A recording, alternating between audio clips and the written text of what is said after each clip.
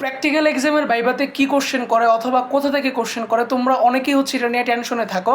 But এটা নিয়ে tension করার কোনো কারণ নাই, কারণ ভাইভাগুলোতে খুব সহজ কোশ্চেন করে। তোমার যদি হচ্ছে বইটা মোটামুটি পড়া থাকে আর অর্ধেকগুলোর বেসিক জানা থাকে, ইনশাল্লাহ তুমি অ্যান্সার করতে পারবা।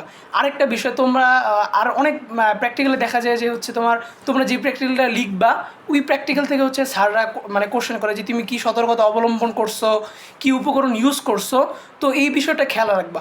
প্র্যাকটিক্যালভাবে খুব সহজ হয়। আবার অনেক জায়গায় দেখা যায় যে স্যাররা জিজ্ঞেস করে তোমার নাম কি, এক্সামগুলো কীরকম হয়েছে, সাধারণ নলেজ থেকে দু একটা কোশ্চেন করে ভাইবা শেষ করে দেয়। তো এটা নিয়ে টেনশন করার কোনো কারণ নেই। এখন যদি জিজ্ঞেস করো যে ভাইবার জন্য কী প্রস্তুতি নিতে পারি, তাহলে সবথেকে বেটার হবে বইটা ফুল একবার রিডিং পড়া আর অধ্যায়ের বেসিক সূত্রগুলো যাই না যাওয়া আর একটু বেসিকগুলো দেখা যাওয়া, এটাই হচ্ছে অ্যানাফ। আলহামদুলিল্লাহ এগুলো করলে তোমার হচ্ছে দেখবা প্র্যাকটিক্যালে সব অ্যান্সার করতে পারবা। তো এটাই ছিল আজকের ভিডিও। যদি তোমাদের হচ্ছে ভিডিওটা ভালো লেগে থাকে আমার এটা ফলো দিয়ে রেখো। আসসালামু আলাইকুম।